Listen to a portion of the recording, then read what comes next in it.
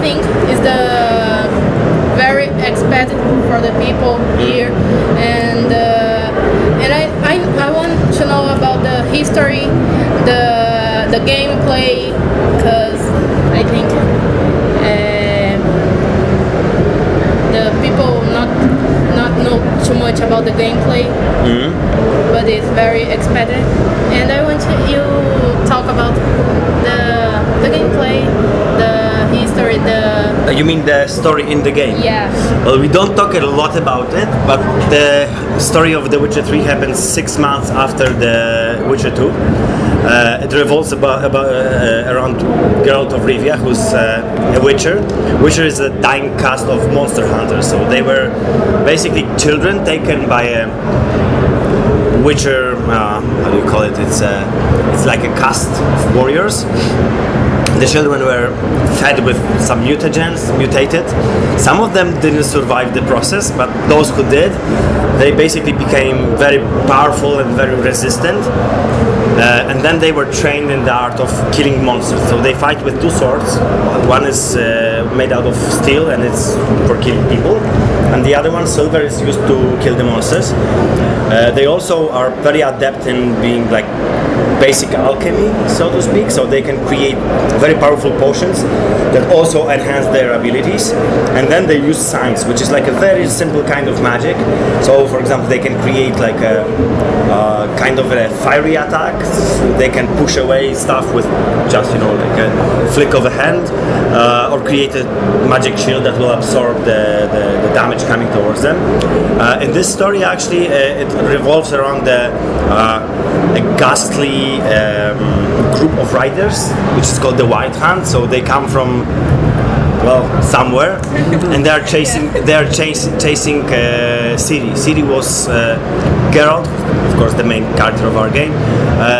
They chase her after Ciri, and she was kind of his daughter, but was more of a stepdaughter. He took her and made her into kind of a Witcher girl, but she's not exactly that. So it'll be a very personal story about Geralt's journey as he searches for Ciri. Okay, I will translate for you. Okay, that'll be a lot. Ele disse que o The Witcher ele é um RPG que ele conta com um modo de jogo bem avançado, que ele não pode falar muito porque vai ser uma surpresa. Que no jogo o jogo na verdade ele se passa 6 anos depois do... 6 meses.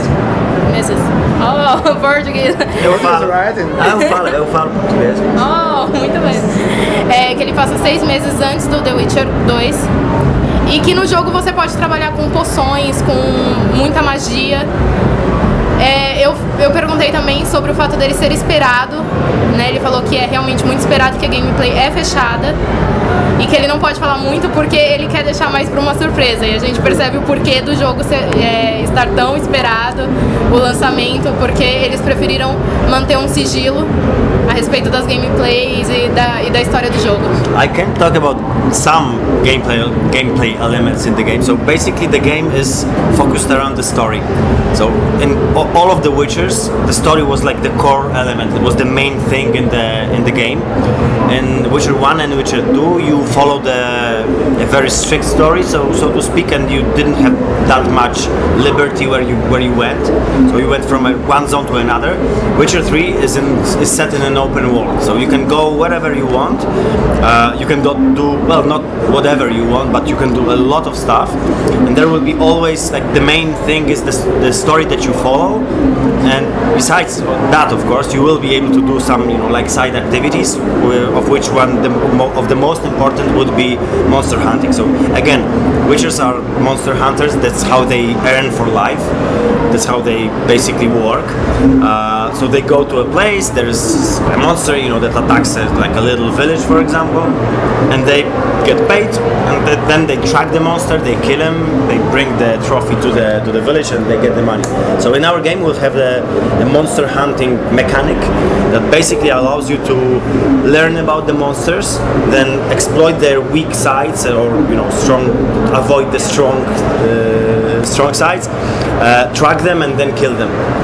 How much time do you spend for production and the create of the game? This game is being produced for last 3 years. So we started at the end of development of The Witcher 2. We started already working on The Witcher 3. And one thing important, it died. I have to charge it because I was to tell you a little about the 1500 pages of dialogue. It's a lot. 2100 pages of text entirely in Portuguese. Brazilian, voice recording, so 81 actors. They done more than 900 characters. It's a huge endeavor, to uptake. The voice of Geralt will be recorded by Sergio Moreno. Well, actually, it is already recorded by Sergio Moreno, so I think you should know him. He's, I think, kind of a popular actor in Brazil, and of course, it will be recorded by professionals who did other games like Assassin's Creed. So we know that it's important to bring the games in their language. So we want to this one also bring you actually take a true computer experience in your language. This is how we done it, definitely. And it's a story-driven game, so it's very important for us to bring you everything, like bring you the core of the game, which is the story. Of course, you will have an awesome fighting system. It was vastly improved over the second part of the game, in which you didn't have that many moves, you didn't have that many liberty in what you do when you start to fight. Right now you can use powerful attacks, like mix powerful attacks and your normal attacks with the sword, so you can use both magic and slashes in the same kind of a moment. You will be able to evade, you will be able to block, dodge, counter the attacks of your enemies, so it'll be very, very fluid and very, very fluent. You can actually, I don't know if you managed to see the presentation that we have. You did see it? No, I see a little. Okay, so what time is it, by the way? Ele disse que Okay. assim que eles terminaram a criação do The Witcher 2, eles já começaram a do 3, e isso levou cerca de 3 anos. Ele mostrou também aqui nos slides que o jogo ele tá totalmente em português do Brasil, que ele conta com mais de 300 horas de gravação de voz e que essa tradução foi produzida por um estúdio no Rio de Janeiro que tem os mesmos produtores de Call of Duty e Assassin's Creed, o Sérgio Moreno. O Sérgio Moreno, que ele faz as vozes também de personagens do Orlando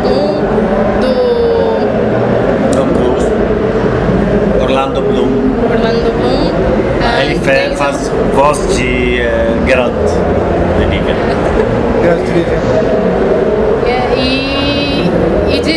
E convidou a gente também para assistir a gameplay, que a gente não, eu falei que eu assisti um pouquinho quando a gente passou aqui no stand para pedir para falar com ele e mostrar a gameplay para vocês, que o jogo vai sair no dia 24 de fevereiro de 2015, então ainda tem um tempo com esse mistério, né, que vai demorar um pouquinho para descobrir a história. Ele também disse que existe uma diferença do 2 pro 3, porque o mapa agora é bem maior, você pode explorar bem mais coisas e com a facilidade da tradução para português, você pode escolher melhor como que você vai guiar o seu personagem.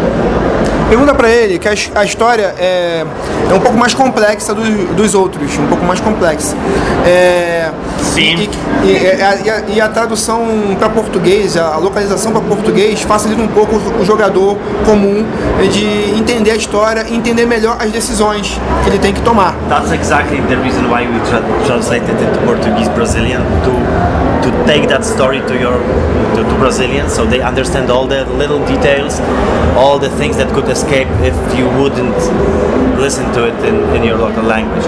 It's easy. Yeah, it's absolutely. And as for the story, like that's the thing about The Witcher in general. It's a very adult story in which you have to undertake very difficult choices and deal with the consequences. So it was like our thing from the very beginning till this part. You never know how to answer to a question, because it's not like white and black.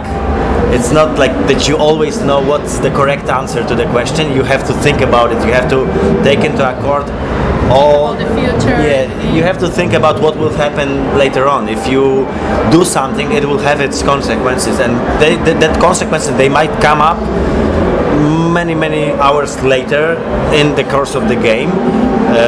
You'll suddenly discover that you did something in the past that influenced that moment that you are in right now, and it's a very adult story as well. So it's 18, it's 16 plus in Brazil, but basically the themes that we undertake, they are very adult. So it's to understand fully what we are talking about, you have to live them.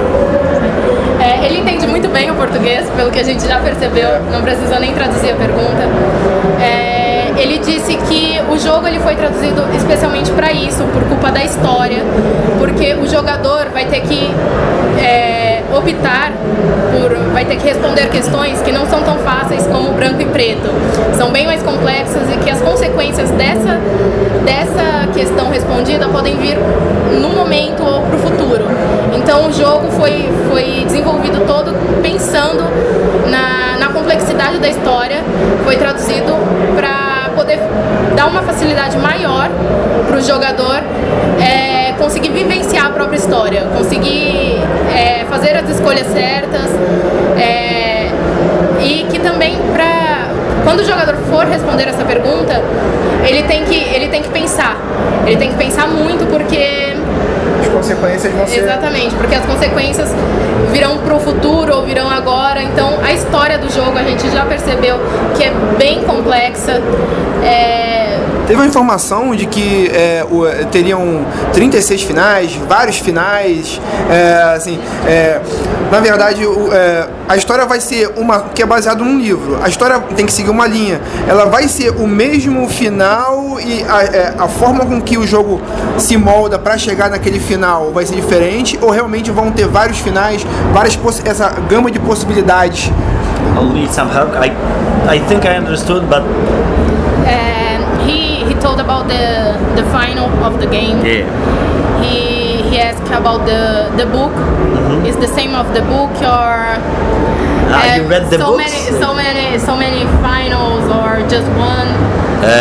Well, he already answered that question because Quem leu os he livros? said about 35 different endings.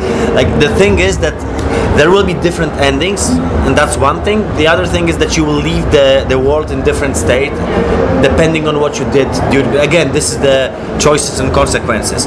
So depending on what you did through the game, you will leave the world, the whole world of the Wicher in different conditions. So besides the major endings, like the major story plot, like different kind of endings that will leave the hero in a completely different state, there will also be all those little choices. They will kind of get in together and create another ending. So there will be you will have to play the game many times to kind of discover all the possible outcomes of the... But it's true about the 36 finals, or you will leave the world in at least 36 different states. Ok. Ele falou que tudo depende das consequências, das escolhas e consequências que você toma no jogo. E pra você descobrir os finais, você vai ter que mesmo jogar e jogar muitas vezes, fazendo escolhas diferentes, optando por... Exatamente. É muito grande. Exatamente. Pra você tomar direções diferentes no jogo pra descobrir. E realmente são 36 finais, mas... É questão de escolha e consequência. Você tem que jogar para poder... Isso torna o fator replay muito grande pro jogo. Você jogar uma vez, jogar again. Exactly. Like, you have to see the presentation that we have inside. That will explain a lot because it's narrated in Portuguese and it's already fully voiced in Brazilian Portuguese. So it'll start like in half an hour. So I'll put you in. So just for you to see, the game in action. It'll also kind of clear some of the questions that you already asked. Like, you will see how it works in the game. Like, the perfect example of those choices and consequences, like in one of the quests actually that we show here, there is, I won't spoil what, but there is kind of a monster that you have to kill at the end. That monster, depending on what you do, either kills a lot of children or not. The thing is that if you don't kill him, it'll spread more evil. So you always have to balance out like what is the proper choice, like what is the proper course of action. Usually it's lesser evil, so usually this is actually one of the short stories for the Wicher. It's called lesser evil. So you never actually know how to react. You always have to think like what's the thing that I would do in this situation. Ok. Ele falou que pra gente conhecer mesmo a gente vai assistir, creio que o vídeo vai estar, né? Vai estar passando agora, porque a gameplay que está sendo apresentada aqui na Brasil Game Show já está em português. E ele falou que ele não queria dar um spoiler, mas que na gameplay mesmo vai mostrar um pouquinho que ele falou sobre um boss, um monstro, que dependendo da sua consequência ele vai ou não matar milhares de crianças. Então o jogo vai estar sempre balanceando pelas suas atitudes. O caráter também, né, vai estar sempre balanceando dependendo das suas escolhas. E convidou a gente para assistir, que já deve estar começando. Eu vou assistir de novo. Inclusive uma pergunta, eu assisti no primeiro dia, eu já assisti uma vez, e uma pergunta com relação a isso é que o game foi uma escolha. O gameplay ele não mostra tanto a questão de batalha, ele mostra as batalhas, mas ele foca muito mais na personalidade dos personagens secundários. A gente percebe que os personagens secundários têm uma importância muito grande e como eles se relacionam com o personagem em grau de trivia. Então isso faz parte um pouco do segredo do jogo, porque muitos vão pensando na action, ação, e na verdade o jogo tem muito mais a história, a complexidade dos personagens. Não é focado totalmente no personagem principal, e sim nos personagens secundários. Você fica curioso de saber cada personagem conforme aparece. É uma coisa que eu percebi no jogo, isso é verdadeiro. Realmente foi a preocupação desse gameplay mostrar isso. Just a little at the end, because I mostly understood again, but... He watched the gameplay in the first day of the BGS, and he talked about the secondary characters. Yeah, I understood. There was a question at the end, like that. You want to talk about the... Se foi preocupação deles mostrar nesse gameplay, não tanto a ação, mas mostrar que o jogo tem as características dos personagens secundários. That's exactly what we want to achieve. It's to create a living world with living characters. It's not an action game. It's a game that has elements of action. It's all about the history. It's a story-driven game. And when you play it, yes, you can, delve into action. You can go monster hunting, but the story will always go, yeah, hello, there is a story here, come back. You have to follow the story. It's not a sandbox game, for example. It's open world, but it's not a sandbox game. It is focused on the story. It is focused on what you just said about the secondary characters, about the Geralt of Rivia friends and enemies, about how he interacts with them. They will remember how he interacts with them, so that will also influence the outcome of the game. So yeah, definitely this is most importantly the adult story game, story-driven game, not an action RPG like some of the games that you can get. Ele disse que realmente foi uma preocupação deles ter um foco maior na história e não tanto na ação, porque assim a pessoa ela vai poder pensar mais sobre o jogo. Ela vai falar, não, peraí, vem aqui tem uma história, vamos descobrir qual é essa história. E sim, isso foi uma preocupação deles, o jogo foi pensado nisso, para poder prender mais a atenção da pessoa que está jogando e ter o diferencial, porque a história é muito complexa, como a gente já disse aqui, e a ação acontece sim, mas a história vai muito mais além do que a ação. E foi uma preocupação deles quando eles estavam desenvolvendo o jogo. Um abraço, Player Select.